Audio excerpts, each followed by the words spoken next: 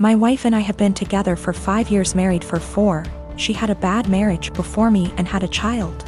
I had no problem stepping up to the plate to help her raise her child. The father wants nothing to do with my wife or his kid.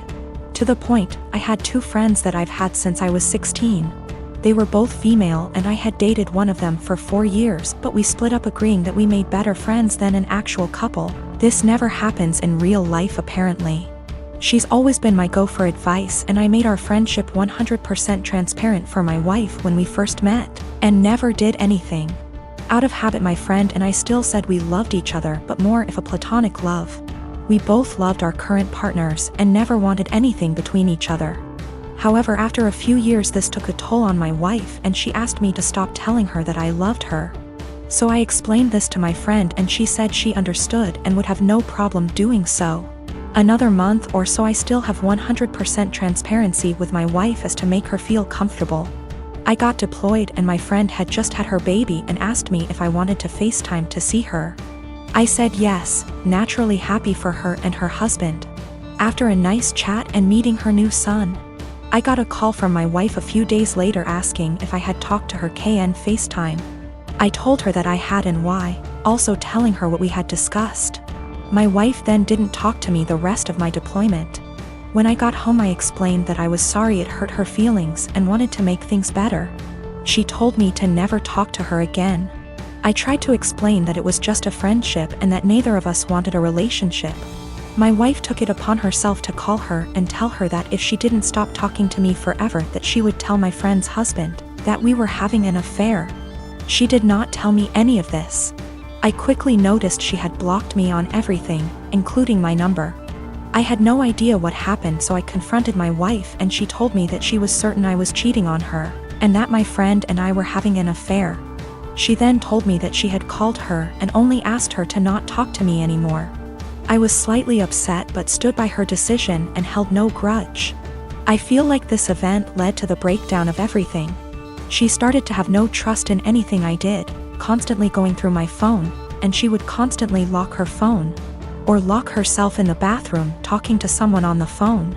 She started blaming her job for her unhappiness. I told her that I could pull extra hours at work if she wanted to quit to find a new one. She quickly quit her job and made no attempt to find work again. I was enlisted at the time. She said she hated that I was gone all the time, so I offered to go reserves to be with her more. She said that would fix it. So I got a civilian job that paid decent, but we had to move. The job is stressful and I'm not very fond of being a civilian. She has now come to the conclusion that I need to get out of the military and quit my civilian job, and we to move again, and that's the only way she'll be happy. I feel like I've given up everything for her to be happy. I'm trying to show her the logic that there is no way for us to survive if neither of us works. I love my wife and don't want a divorce, but I feel like she will never be happy and I'm not sure how to fix it. She blames everything on me and says that I'd be happier with someone else, or says she's leaving again. I'm currently deployed again, and the last week I was home she wouldn't talk to me or spend time with me and our daughter. She would lock herself in the bedroom all day. Then at night she would call me names and say I don't care about her and I never spend time with her. I am a 28 years old female, was named after a really obscure character from Greek mythology. My preferred nickname is taken from the end of my name. I always introduce myself with "I'm my name, but you can call me" nickname. None of my co-workers in the small business we work for have ever had a problem with this before, until Megan, the niece of Jeff, one of the 2 owners, was hired. Jeff and Dave co-own the business, but Dave does the actual day-to-day running of the business. I introduced myself and my nickname as usual, but she immediately said that Bessie, not the actual name, would be a better nickname because it comes from the beginning of my name and that she liked it better. I told her I really didn't like that nickname and wouldn't answer to it, and asked her to please not call me Bessie, but she insisted that it was so much prettier and that I just needed to get used to it. For the next 2 months she tried to call me Bessie, but I completely ignored her whenever she addressed me that way. Even when I knew she really needed help with something. She would call my desk phone and say, "Hey, Bessie," I would reply, "You have the wrong number, there's no Bessie here," and hang up. She then tried to get some of the employees outside the office to start calling me Bessie, but I quickly shut that down. I usually finish my work early and help them with a lot of tedious little things that aren't part of my job description, and threatened to stop helping them unless they used my preferred nickname. Friday she decided she was going to get me to respond to Bessie no matter what. We have an open office design but are at opposite ends. She started calling out Bessie in a sing-song voiceover and over again to try and annoy me enough to respond. Other coworkers got annoyed, most telling her to stop and one Lisa telling me to just let her call me Bessie already. I refused and she kept calling out Bessie louder and louder, until Dave barged in. He'd been on a conference call with an important client and could hear her yelling from his office down the hall. He told her to be quiet and that if she called me Bessie one more time, he'd write her up and dock her pay. Later, Megan cornered me in the break room, called me in for getting her in trouble and called me Bessie again for good measure just as Dave was walking in to heat up his lunch. He gave her a stern look and said, "I warned you." Then he walked to HR to have her written up. Lisa is saying I'm the for never helping Megan and that, if I had been nicer or hadn't fought her so hard on the nickname, she probably would have given up on it a while ago, but because I made such a big deal out of it, it became a challenge. I, 37M, have 3 girls, 8, 10, and 12. Their mother walked out on us for another man when our youngest was around 4.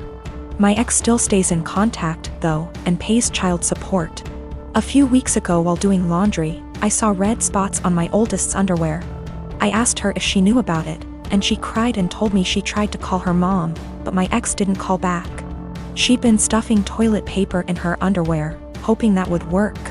I explained to her that periods are nothing to be ashamed of, and found some great resources online for us to review together.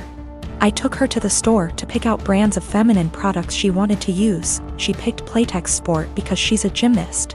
After we were done, I decided I should do the same thing with my other 2. My 12-year-old volunteered to be part of preparing them, and we made a whole night of it. It was wonderful. And I learned a lot. I even learned what a menstrual cup is, and how they benefit the environment.